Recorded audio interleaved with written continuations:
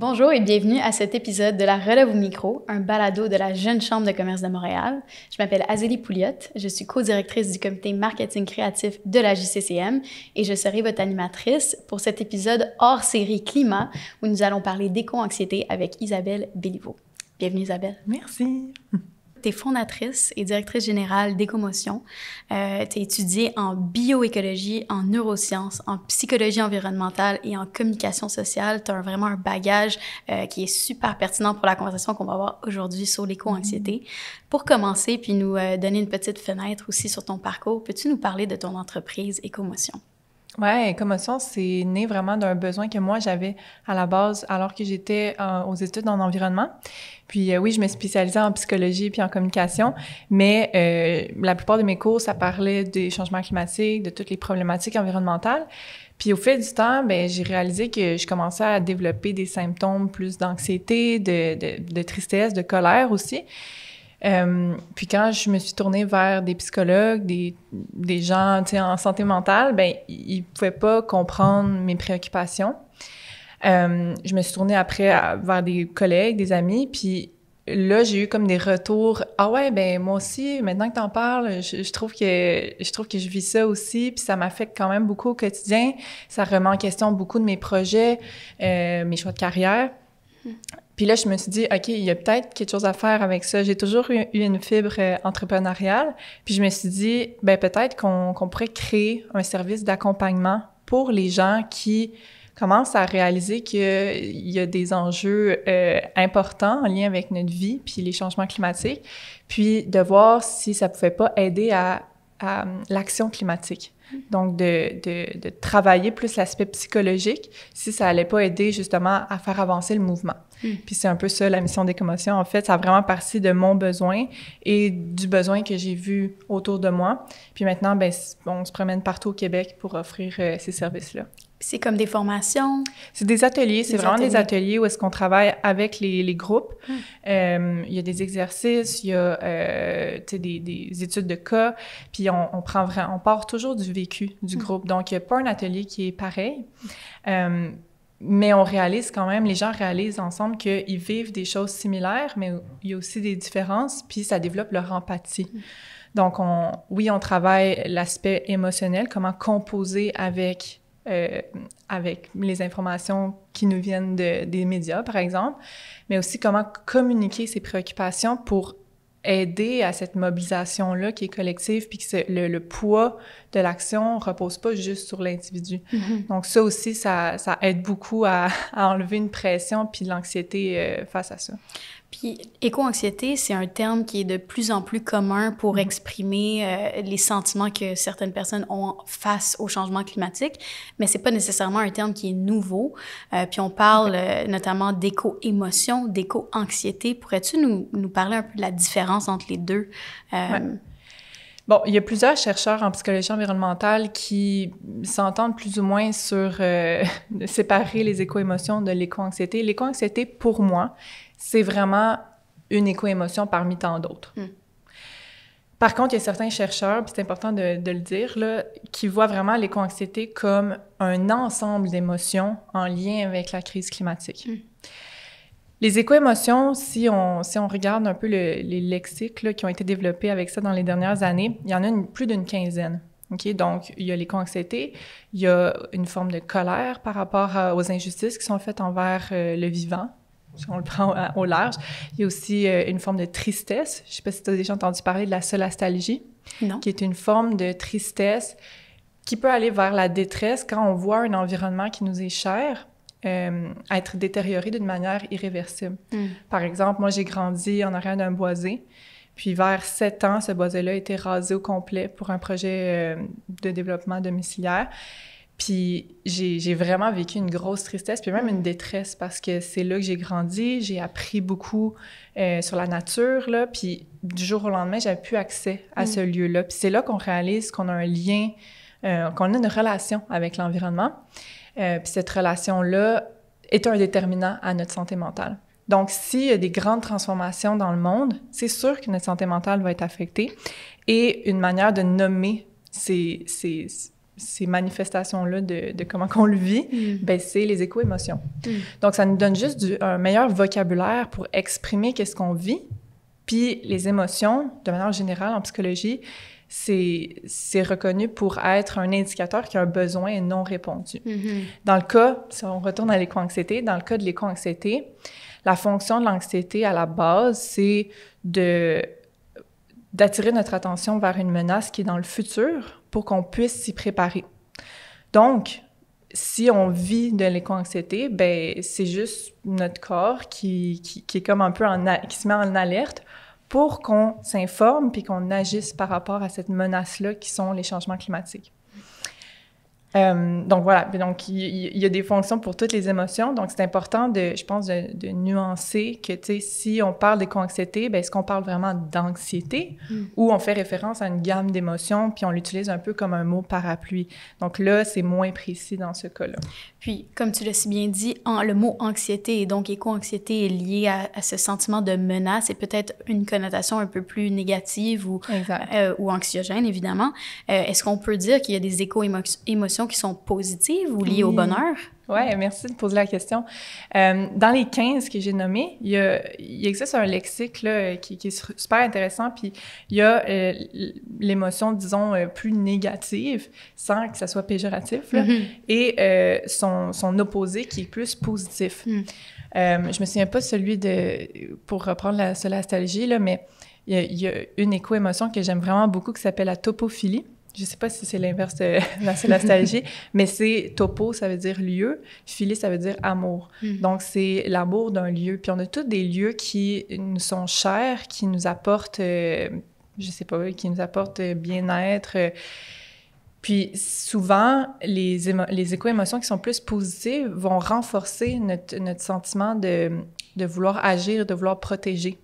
Donc, tu sais, des fois, on peut peut-être plus passer de temps à parler des éco-émotions positives pour trouver un sens, finalement, à notre action, au lieu d'être juste comme en réaction d'une menace, comme tu dis. Ouais. Puis, on peut peut-être supposer aussi qu'avec l'ère post-industrielle, l'urbanisation et tout ça, c'est de plus en plus difficile pour certaines personnes de peut-être aller créer ce lien-là avec la nature, puis avoir ce lien positif et c'est éco-émotions plus positives dans le quotidien. Est-ce que tu as des recommandations sur comment on peut créer ce lien avec la nature quand on vit dans une ville? Il y a tellement de choses. Puis tu sais, pour moi, le lien à la nature, il est partout. Tu sais, il y a une de nos intervenantes à Écomotion qui parle souvent d'amener la nature à soi, donc que ça soit d'avoir une plante à l'intérieur ou, tu sais, d'écouter des documentaires sur la nature, sur les animaux, sur la faune, juste pour, comme, tout le temps nous reconnecter on n'est tellement pas à part de la nature. Le centre de l'univers. Exact, puis on fait partie d'un tout, puis on a tous une contribution, tu sais, toutes les espèces ont une contribution, donc... Puis je pense que c'est important de faire ça parce que présentement, c'est un autre sujet, mais présentement, on est dans une perte de sens collective. On a vraiment besoin de trouver des repères, puis moi, personnellement, je trouve beaucoup de repères dans la nature. C'est comme un rappel constant que j'ai pas besoin de tout mettre le poids du changement sur mes épaules, puis qu'on fait partie d'un tout. Pas juste les humains, mais les autres espèces aussi. Mais ça, c'est sûr que c'est ma vision plus écologiste, que je vois tout en système. Mais quand, justement, on voit la vision plus macro, ça enlève beaucoup d'anxiété.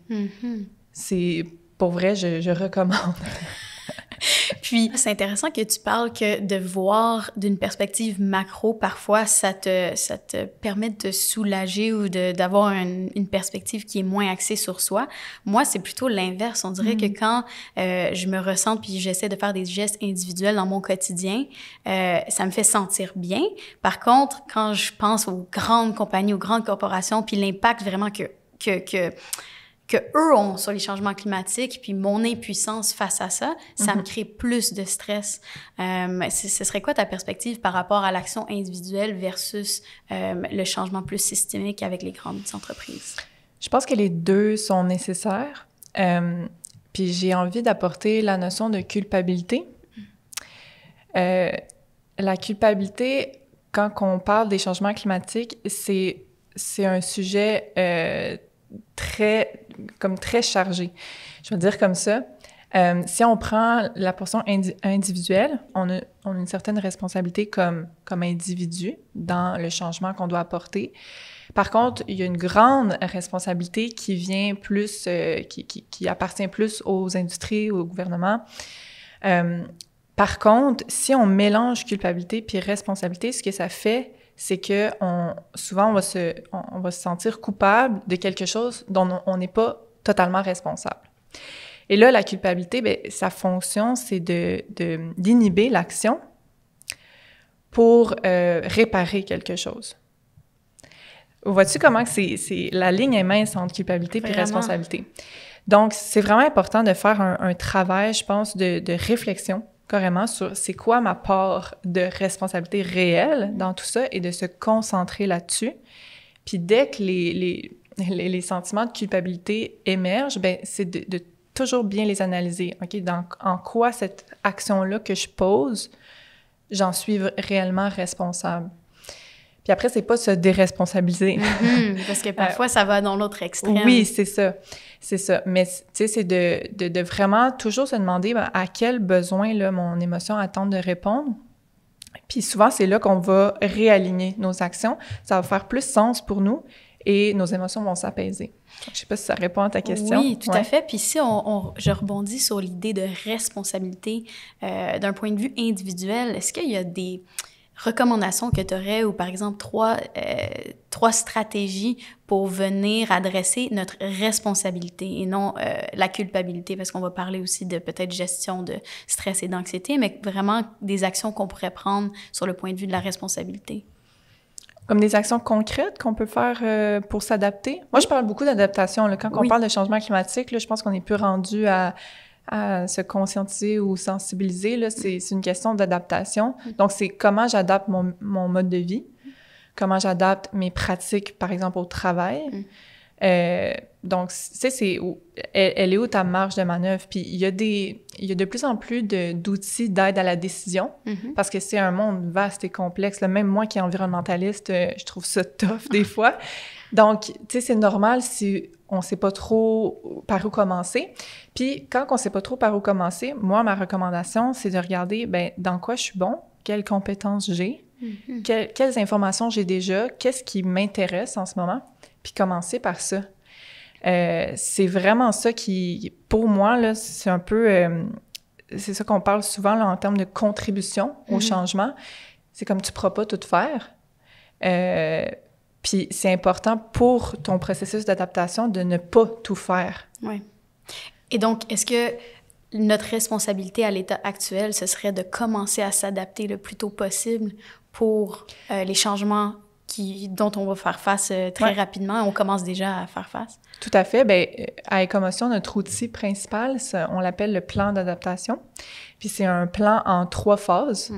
Donc, on développe en premier des outils pour composer avec la charge émotionnelle qui vient avec toute l'information qu'on reçoit, les conversations qu'on entend sur ce sujet-là. Donc, vraiment, le savoir composer avec la culpabilité, la honte, la colère, la tristesse, l'anxiété, tout ça. Ensuite, on travaille plus le soutien, donc comment je peux améliorer mes habiletés de communication pour mieux communiquer mes préoccupations, puis moins me sentir isolée, et comment mobiliser plus efficacement autour de moi pour justement l'aspect collectif de la chose qui est super important pour ce processus d'adaptation-là. Et le troisième, c'est la contribution. Donc, quel rôle finalement je peux occuper. Puis là, on parle vraiment d'actions concrètes. Mais il n'y en a pas 45 000 des actions concrètes là, qu'une personne peut faire. Ouais. C'est juste qu'à la gang, c'est ça qui est beau quand on fait des ateliers. Quand on fait des ateliers, ben, on se rend compte, ben là, tous les aspects de la transition sont patchés par, excusez l'expression, mais par différentes personnes autour de la table. Puis ça, ben ça redonne espoir. Donc, c'est comme, fais ton bout de chemin, fais dans quoi t'es bon, puis les autres vont s'occuper d'autres choses, tu sais. Fait que c'est là un peu que... souvent, les gens vont être comme, mais c'est comme ça, déresponsabiliser. Non, tu fais juste te concentrer sur ta contribution à toi, finalement.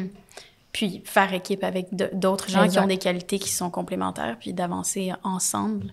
Merci beaucoup. Je pense que c'est super beau de le voir comme ça. Puis j'aimerais aussi prendre un petit pas de recul. Je sais que tu as un parcours aussi qui est lié aux sciences derrière tout ça, derrière l'anxiété, derrière la santé mentale, en neurosciences puis en psychologie. Est-ce que tu pourrais nous parler un peu des mécanismes biologiques derrière tout ça, derrière l'anxiété et la santé mentale, puis comment on peut gérer ces émotions? Mm-hmm. Bien, pour expliquer ça, moi, j'aime bien vulgariser avec des images. Puis nous, on utilise beaucoup à Écomotion la métaphore du canot pour justement expliquer ça. La métaphore, en fait, on peut imaginer une grande rivière qui représente les changements en soi, donc les changements climatiques. Puis dans la rivière, il faut bien se l'imaginer, là, c'est une image qu'on a illustrée, il y a 3 bonhommes. Le premier bonhomme, il nage à contre-courant. Mm-hmm. Okay? Donc, il essaie là, de s'adapter, mais il est dans l'eau, puis il s'épuise. L'autre bonhomme, il se laisse porter par le courant. Donc, c'est comme une forme d'épuisement des ressources. Okay? Puis je vais tout expliquer ça après. Puis il y a une troisième personne qui est dans un canot. Donc, elle est hors de l'eau, elle est dans un canot et elle pagaie. Donc, je reviens. Avec le courant. Avec le courant, mm-hmm. Oui. La première personne qui nage à contre-courant, ce qui se passe au niveau de son système nerveux, c'est qu'elle mobilise beaucoup de ressources, beaucoup d'énergie à court terme pour s'adapter. Donc ça, mobiliser l'énergie, ça peut être s'informer là, de manière quasiment obsessive sur qu'est-ce qui va se passer, par exemple, avec les feux de forêt cet été. Il y avait beaucoup de gens qui mobilisaient l'énergie là-dessus. Ça peut être aussi des actions directes. Donc, on pourrait penser là, à des militants. Les mm-hmm. militants qui vont faire des campagnes des actions directes là, pour susciter l'engagement de la société civile. Mais ça peut être aussi les gens qui, plus à la maison, vont changer rapidement leur mode de vie. Le zéro déchet, mm-hmm. végétarisme, tout ça. Donc, c'est beau. C'est pas une mauvaise chose. C'est juste qu'il faut comprendre qu'au niveau de notre système nerveux, c'est beaucoup d'énergie qui n'est pas soutenable. Il faut toujours se souvenir que cette grande rivière-là, là, ça va être long. C'est un travail de longue haleine, cette adaptation-là. Et on ne peut pas demander à notre système de fournir de l'énergie comme ça pendant des années. Ce qui arrive, c'est que à un certain point, le système s'épuise. Et là, on tombe le bonhomme qui se laisse porter par le courant. Qu'est-ce qui arrive, ça? C'est que les mécanismes de défense embarquent. Ah, c'est vraiment trop pour moi, je veux pas en entendre parler. Le déni, la paralysie, l'évitement des conversations, l'évitement des nouvelles là-dessus, parce que le système est juste plus capable d'en prendre. Donc, l'affaire avec l'anxiété, c'est que c'est une émotion qui va générer beaucoup d'énergie à court terme pour s'adapter. Mm-hmm. OK? Donc, excusez pas l'anxiété, la peur. Donc, si on reste trop sur cette peur-là, bien, on épuise nos ressources et après, bien, c'est très dur d'en revenir, si on veut. Puis on entend souvent ça aussi avec des militants ou des gens qui ont dédié leur carrière à faire de la mobilisation pour les changements climatiques. Souvent, il y a un point culminant où ils peuvent plus continuer dans cette même direction, puis cette dépense d'énergie, comme tu viens si bien de l'expliquer. Donc, je pense que c'est un bon exemple. Puis c'est ça que j'allais en venir avec les militants qui se retrouvent justement dans la situation où est-ce qu'ils n'ont plus d'énergie. Ils vont dire presque la même chose que les gens qu'on va dire indifférents à la cause. Ah, oui. Même étape dans le système nerveux. OK. C'est l'étape où les mécanismes de défense sont très forts pour protéger les dernières ressources qui restent. Wow! Ouais. Donc, moi, quand j'ai compris ça, ça m'a permis d'avoir, parce que je suis une ex-militante, ça m'a permis d'avoir beaucoup d'empathie pour ceux qui ont grandi, des jeunes ont grandi avec une surexposition à des mauvaises nouvelles, à des adultes qui leur parlaient que la planète va pas bien, que ça va être difficile de vivre, d'avoir accès à la nourriture, peu importe. Là, des affaires vraiment difficiles à entendre puis à envisager. Bien, c'est normal que ces adultes-là, aujourd'hui, quand on leur parle de changement climatique, ça passe pas. Puis, je pense qu'il faut recréer des espaces sécuritaires pour parler de ce qui s'en vient et ce qui a déjà commencé à arriver. Parce que si on fait juste continuer à parler à des systèmes qui sont à bout, excusez, on n'arrivera pas à mobiliser les gens. J'aime beaucoup cette image. Est-ce que quelqu'un qui a vraiment dépensé toutes ses énergies puis qui flotte avec le courant peut remonter dans le canot éventuellement? Oui, mais c'est ça, j'ai pas parlé du canot. Le canot, c'est pour nous, c'est comme une phase de régénération, disons. Donc, que tu sois la personne qui nage à contre-courant ou celle qui se laisse porter, bien, ce que tu as besoin, là, en priorité, c'est des outils pour composer avec ces émotions-là, peu importe dans quel état tu es rendu, puis d'un bon réseau de soutien. Mm-hmm. Après, bien là, ça, c'est vraiment les 2 premières étapes. Après, nous, on parle de direction. Fait que quand je parlais de contribution, c'est comme maintenant, là, à l'heure où on se parle, c'est quoi les actions que tu peux poser pour faciliter ton adaptation. Puis quand je dis ton adaptation, ça peut être l'adaptation de ta famille, ça peut être l'adaptation de ton quartier, ça peut être large, là. Mais c'est juste quand on réalise, puis c'est pour ça qu'on aime beaucoup parler de cette image-là, quand on réalise qu'on est dans l'eau, bien, on peut faire le choix de remonter dans le canot. Mm-hmm. Tu sais, c'est pas grave d'être dans l'eau, c'est même normal, mais il y a des outils, puis il y a des façons de renforcer les réseaux de soutien pour qu'on se donne la chance de pouvoir contribuer, tu sais, puis qu'on soit pas juste toutes pris individuellement dans nos mécanismes de défense, un peu, ouais. C'est comme ça que je le vois. Tu as mentionné tout à l'heure, en parlant surtout des gens qui nagent ou qui sont dans l'étape où ils nagent à contre-courant, de l'impact des médias, puis de la médiatisation des changements climatiques. Qu'est-ce que ça peut faire, toutes les différentes tactiques, que ce soit plus vers l'alarmisme ou vers la banalisation, comment est-ce que ça peut avoir un impact sur l'éco-anxiété? J'ai une opinion très coupée au couteau avec correct, les communications sur les changements climatiques. En ce moment, bien, je dirais, ça s'est amélioré dans les dernières années, là, parce qu'on a vu les effets de la pandémie, qu'est-ce que ça fait sur la santé mentale, comment on communique sur les enjeux de santé publique. Pour moi, les changements climatiques, c'est un enjeu de santé publique majeur, si pas le plus important. Mais bref, en ce moment, la manière dont on communique sur les changements climatiques ne donne aucune raison de s'impliquer, malheureusement. Pourquoi? Parce qu'on informe sur une problématique qui est macro et on donne peu ou pas ou très peu de solutions. Donc, les gens sont laissés à eux-mêmes et ils n'ont pas d'autre solution que d'utiliser leur mécanisme de défense. Donc, moi, ma recommandation par rapport à ça, c'est oui, il faut en parler des changements climatiques, mais il faut, premièrement, amener le sujet dans un contexte. Moi, j'aime mieux utiliser des références à la culture générale, parce que c'est pas tout le monde qui ont des connaissances là, sur les changements climatiques. Ça va de mieux en mieux au niveau de la littératie, mais on est loin de que ça soit bien vulgarisé pour tout le monde. Donc, vraiment d'aller chercher l'attention avec des éléments de culture générale. Puis il y en a plein, là. Il y en a vraiment plein, surtout là, dernièrement, puis malheureusement, mais tu sais, avec ce qui se passe là, juste au Québec, là, les inondations, les feux de forêt, tout ça, on est capable d'aller chercher des éléments que les gens connaissent, là, tu sais. Ensuite, c'est de vulgariser bien la problématique et en même temps, de valider les ressentis. Donc, si la problématique génère une émotion, bien, au lieu d'essayer de communiquer d'une manière qui ne va pas générer d'anxiété, ce que les communicateurs essaient souvent de faire, bien là, on laisse les gens vivre ce qu'ils ont à vivre, mais après, on valide. Et ça va comme diminuer momentanément l'impact, l'intensité de l'émotion. Et ensuite, on termine avec une proposition d'objectifs collectifs. C'est pas nécessairement des solutions. Je n'ai pas dit solutions, j'ai dit objectifs. Puis après, les gens vont se créer des solutions avec ça. Mais c'est juste, quand j'ai dit tantôt, les gens ont besoin de repères. Il y a certains chercheurs en psychologie environnementale qui parlent de plus en plus de syndrome pré-traumatique.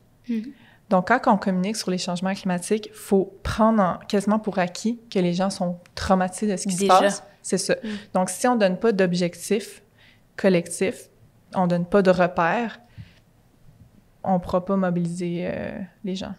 Puis selon la conversation qu'on a eue un petit peu plus tôt sur l'adaptation, puis que c'est pas mal le domaine où on a le plus de contrôle, sur lequel on a le plus de contrôle, puis de la responsabilité, est-ce que ça pourrait être une recommandation de dire, quand on parle d'objectifs, donc la fin de ce processus de communication, de venir amener une perspective de résilience et d'adaptation collective?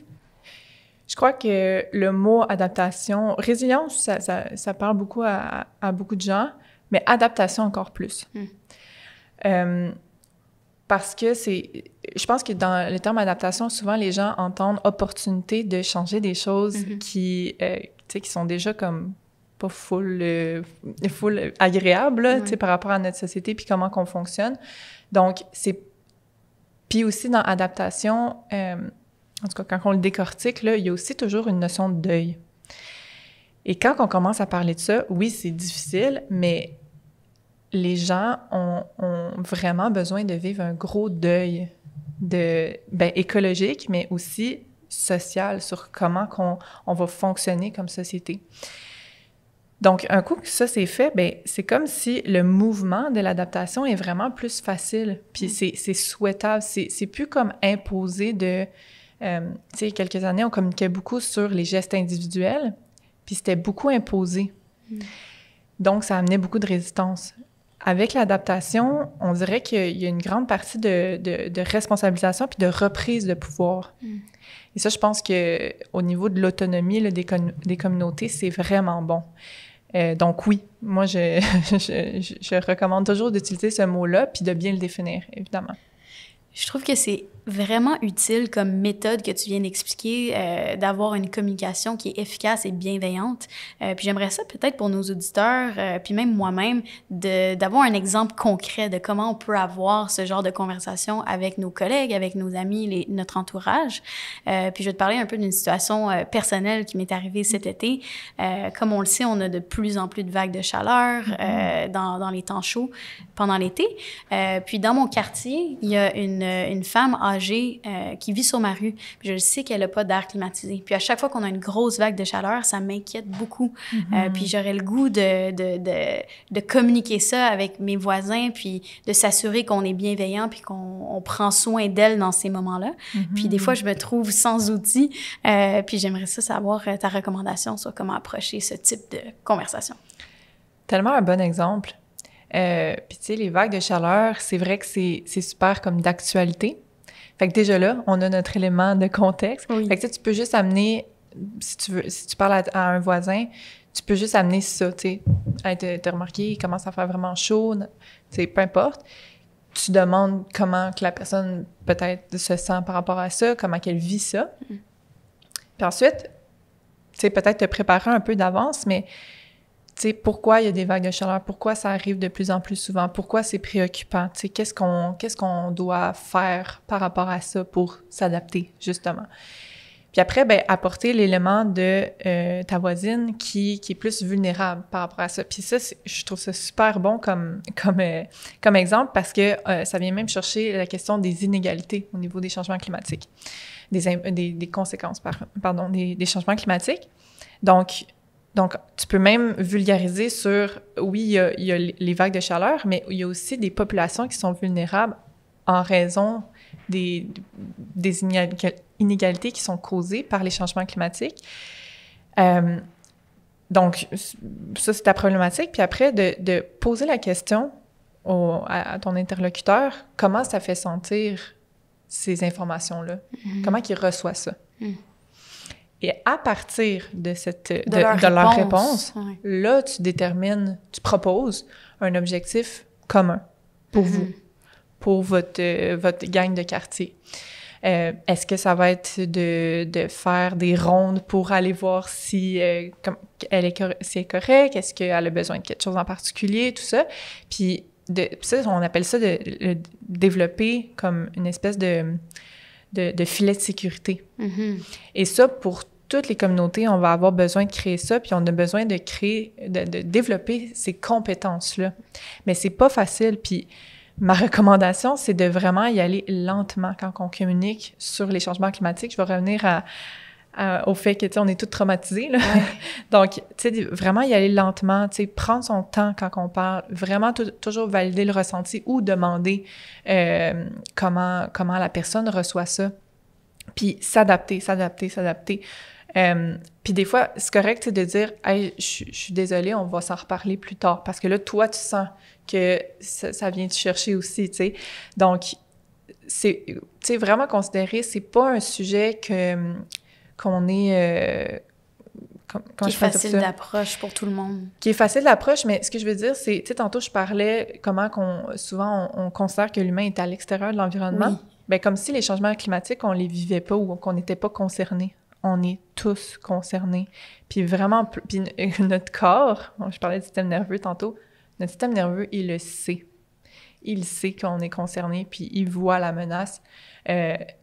Donc, c'est de s'écouter. C'est de s'écouter aussi, là. Tu sais, si c'est trop pour vous, vous pouvez dire, quelqu'un qui communique sur les changements à toi, tu peux dire, on peut-tu en reparler à un autre moment ou on peut-tu prendre plus le temps de se parler de comment qu'on reçoit ça, parce que c'est comme ça qu'on va trouver la meilleure solution. Puis tu as mentionné tout à l'heure qu'évidemment, on est tous concernés par les changements climatiques, mais aussi qu'il y a des grandes inégalités sur non seulement comment on vit les impacts des changements climatiques de manière générale, mais aussi potentiellement sur comment on vit ça à travers l'anxiété, à travers notre santé mentale. Est-ce que tu pourrais nous parler un peu de comment c'est vécu par différents groupes socio-économiques? Oui, bien, il y a toutes les personnes qui sont géographiquement vulnérables. C'est sûr que ça impacte leur santé mentale.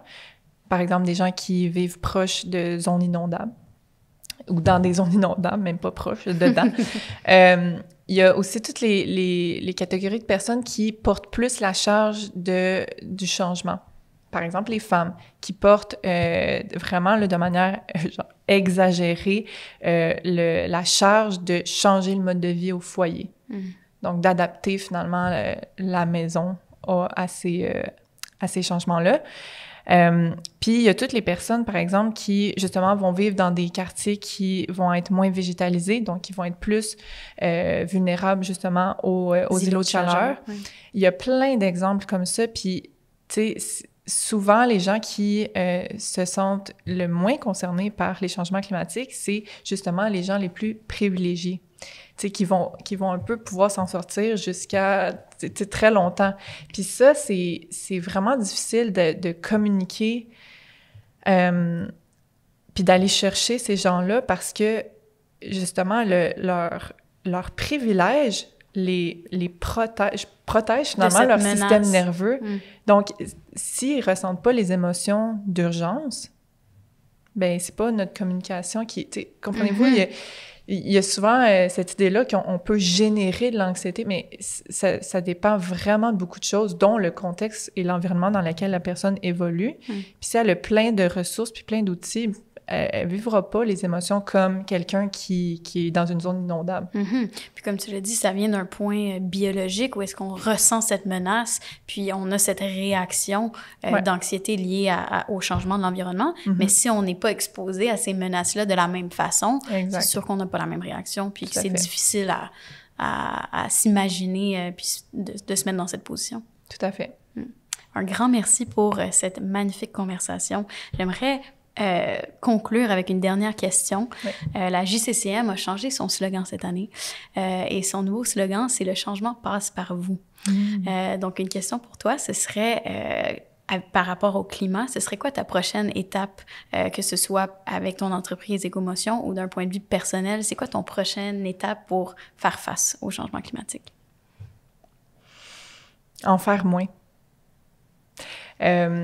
Surtout dans notre culture occidentale, on est beaucoup dans la performance, puis c'est vrai aussi dans le milieu environnemental qui est censé faire ralentir la société puis adopter des pratiques plus respectueuses du vivant, mais souvent on s'oublie dans le vivant, puis on s'en met énormément sur les épaules.